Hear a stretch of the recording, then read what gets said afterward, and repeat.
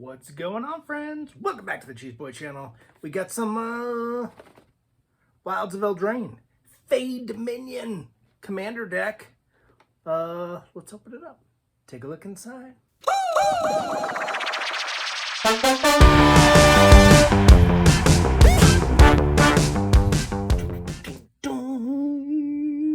FAE Dominion. So we got a deck here that's it's gonna be all but like little fairies, right? So we're got the things in our deck, and there's our little how-to sheet. FAE Dominion. How to play Commander. If you don't know, our Commander, Tigwill, Duke of Splendor. We got our filler stuff, and we got little deck box, the little sleevey thing. We've got our little collector booster sample pack. We will throw that into our Voxo stuff to give away. And a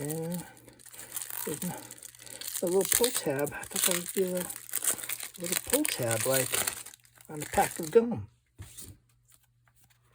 Boom! So we got our hard card. We got our Commander, Tigwill, Flying, Death Touch. Other fairies you control get +1/+1. Whenever another fairy you control dies, you draw a card and lose a life. That is amazing. If you are into fairies, that card, that's a fantastic commander. Alea, Cunning Conquerors, our backup commander. We got Flying. Whenever you cast your first spell during each opponent's turn, create a 1/1 black fairy rogue creature token with Flying. Whenever one or more fairies you control deal combat damage to a player, go target creature that player controls. Oh, that's pretty good too. Yeah, actually, that's really good. We got Archmage of Echoes.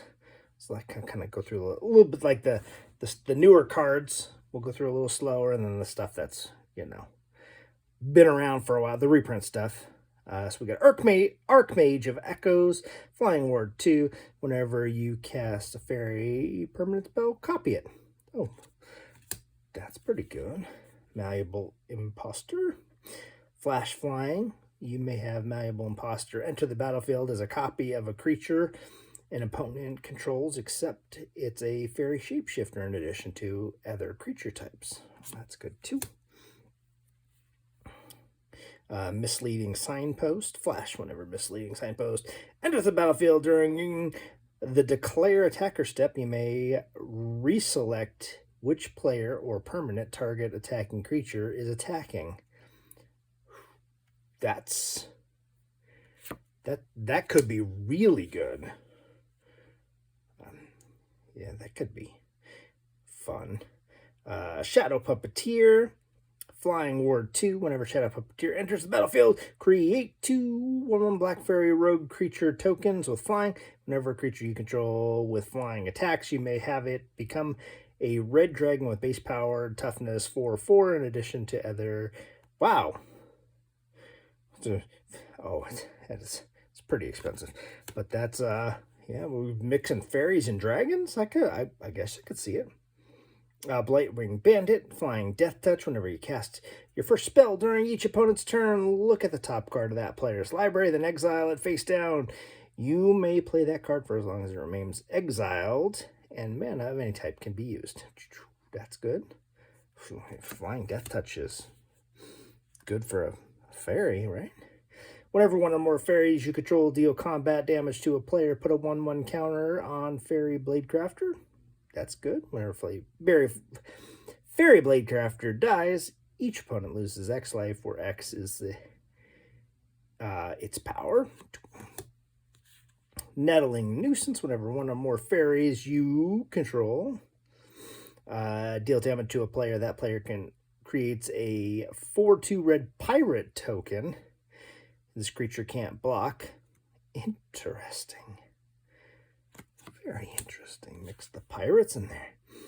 Tigwell Scouring. You may have Tigwell Scouring or you may cast it as though it had flash by tapping 3 untapped creatures you control with flying. In addition to paying its casting cost, destroy all creatures. Create 3 1/1 black fairy rogues. Ooh, that's good. That was a decent board wipe. Brazen Borrower.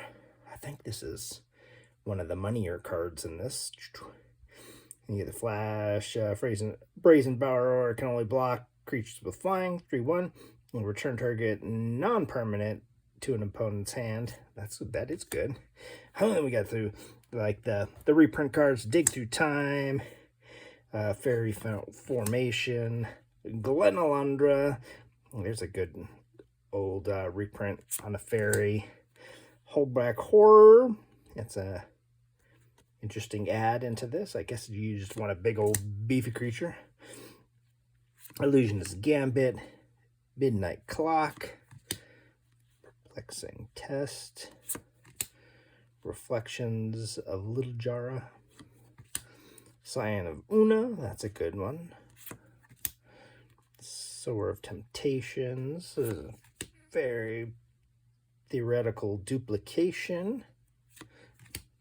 Oh, Kindred Dominance, that's good. So you're running a fairy deck and you're like destroying it. You pick creature type, destroy everything else. Strong. Nightmare Making. Puppeteer. Rankle. That one was pretty good. I don't know if it's any money anymore, but I know it used to be pretty good. Thrilling Encore. Glenalandra Liege. Nymerus. Una's Trickster. Una. Oh, and then we get to our land. Oh, of course, a temple. And then we get, and then these are the ones I think from the set, the Wilds of Eldraine. Mocking.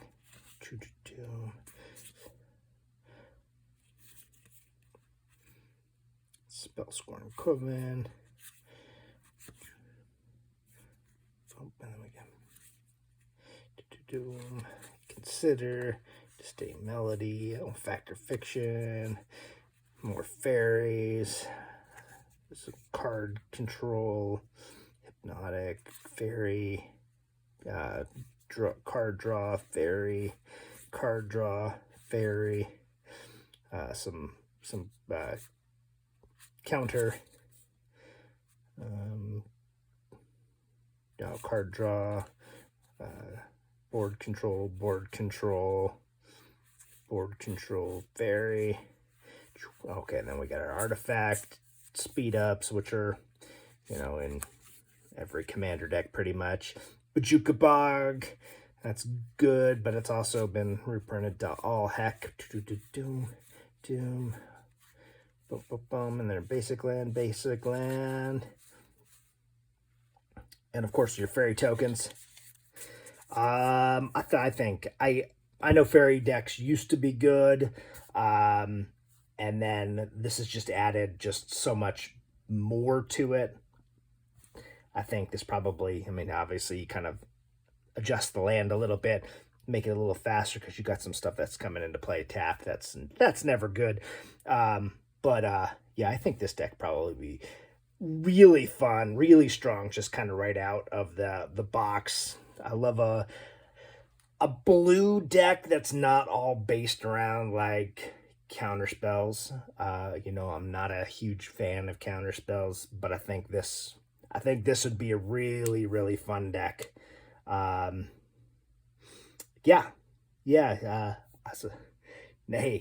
give it a try. At least now you know what's inside. These decks have got some decent value cards in, but they haven't gotten like super expensive. Most of them are kind of like in like the $35 range. Both this deck and the other deck from the Wilds of Eldraine. So yeah, take a look, guys. Thanks for watching.